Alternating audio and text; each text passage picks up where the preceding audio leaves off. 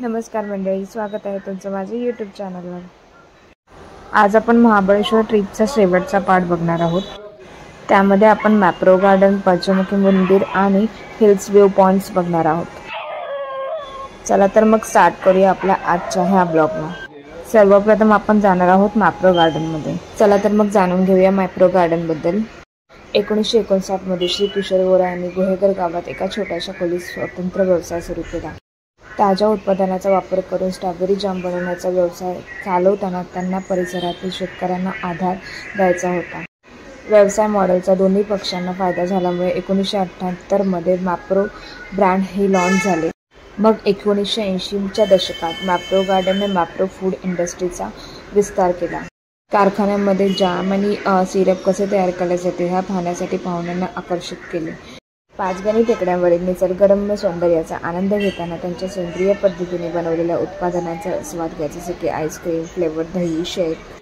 मॅप्रो गार्डनमध्ये सुखदायक वातावरण, सुव्यवस्थित बागा, मनोरंजक सजावट आणि स्वादिष्ट पदार्थ यामुळे तुमच्या कुटुंबासोबत आनंद लुटण्यासाठी हे एक उत्तम ठिकाण बनते।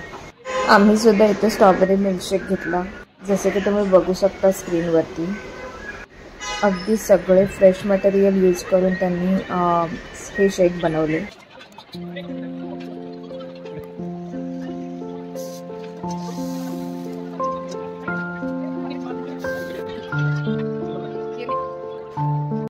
फूड कॉर्नरच्याच बाजूला मॅप्रो ब्रँडचे मोहितो सिरप्स अवेलेबल आहेत। सो तुम्हीही तुमच्या फ्लेवरच्या अकॉर्डिंग सिरप घेऊ शकता। सिरप वगळता इथे इतरही अनेक प्रोडक्ट्स आहेत।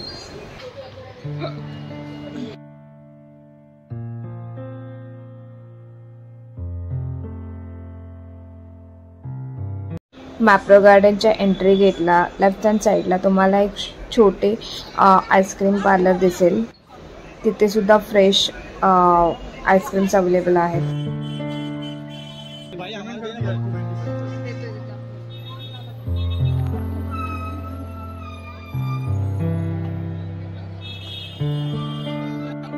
मॅप्रो गार्डन कम्प्लिटली बघून झाल्यानंतर आम्ही निघालो हिल व्ह्यू पॉइंट्स बघायला। इथे आम्ही monkey point, Arthur seat point, needle hole point, elephant point, Kate's point, Williams point हे सगळे पॉइंट्स आम्ही बघितले।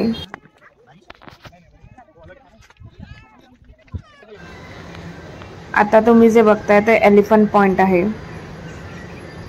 हा पॉइंट हत्तीच्या सोंडेसारखा दिसतो म्हणून त्याला एलिफंट हेड पॉइंट हे नाव दिले आहे।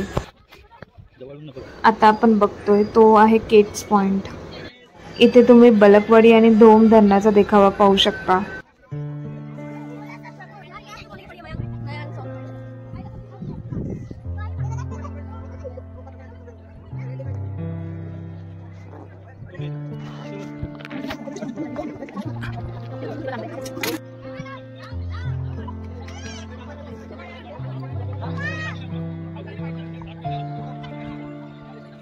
आता आपण बघणार आहोत इको पॉइंट।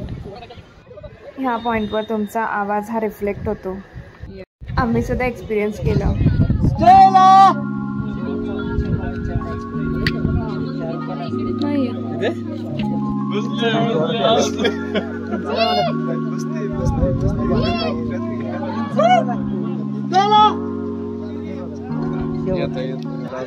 हे पॉइंट्स फिरून झाल्यानंतर आम्ही निघालो स्ट्रॉबेरी गार्डन, जिथे तुम्हाला फ्री एंट्री आहे।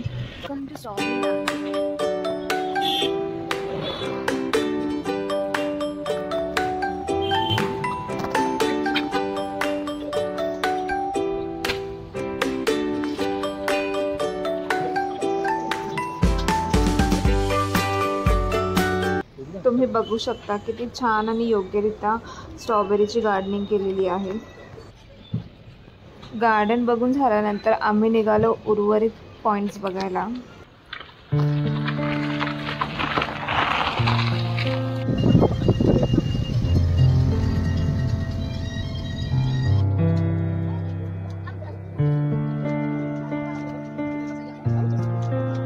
आम्ही विजिट दिले टायगर स्प्रिंग वॉटर पॉइंटला।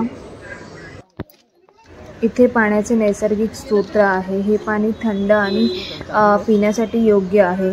असे म्हटले जाते आजही जंगली प्राणी इथे पाणी पिण्यासाठी येतात।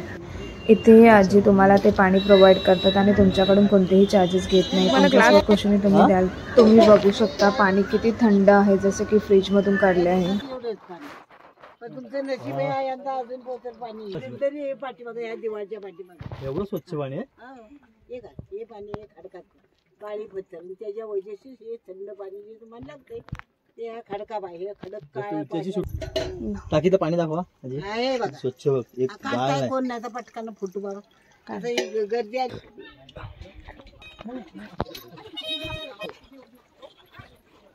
आता आपण बघणार आहोत आर्थर सीट पॉइंट।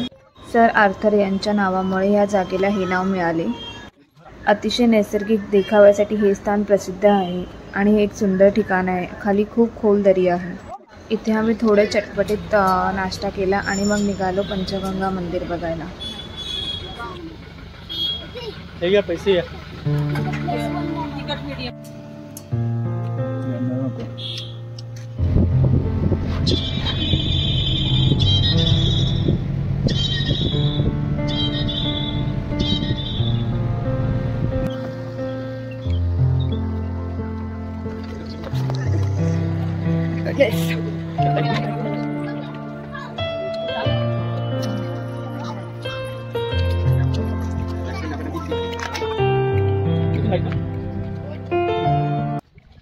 आता आम्ही भेट देणार आहोत महाबळेश्वर मधील महाबळेश्वर शिव मंदिर।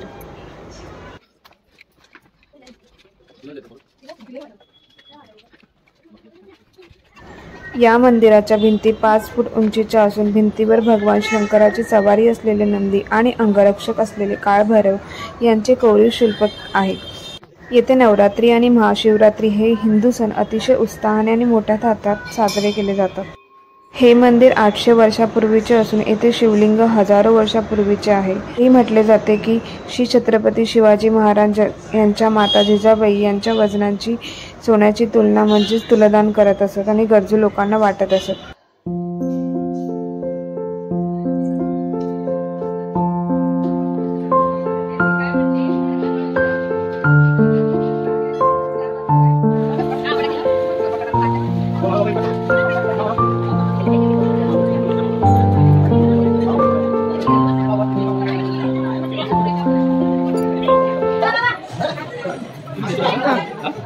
मंदिरातून बाहेर निघाल्यानंतर तिथे एक छोटेसे शॉप आहे। तिथे सर्व प्रकारचे लाकडी पद्धतीने बनवलेले वस्तू आणि विविध प्रकारच्या छोट्या मूर्त्या तुम्हाला पाहायला मिळतील। विंटेज वाइब देणारे हे शॉप आहे।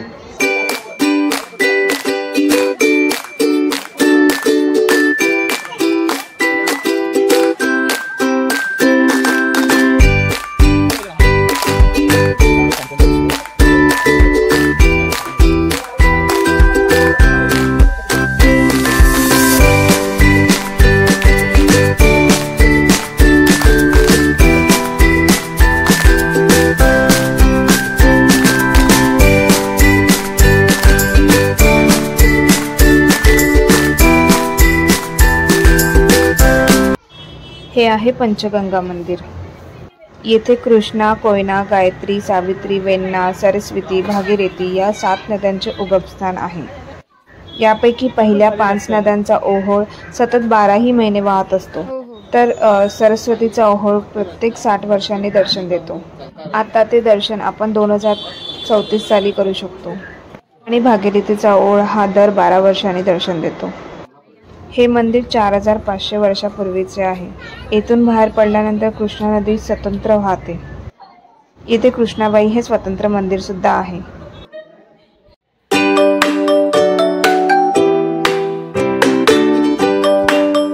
सगळे पॉइंट्स फिरून झाल्यानंतर आम्ही निघालो आमच्या परतीच्या प्रवासाला। महाबळेश्वर ट्रिपचा ब्लॉग मी इथेच एंड करते। तुम्हाला हा ब्लॉग कसा वाटला हे नक्की लाईक, कमेंट आणि शेअर करून सांगा आणि चॅनलवर नवीन असल्यास सबस्क्राईब करा। थँक्यू।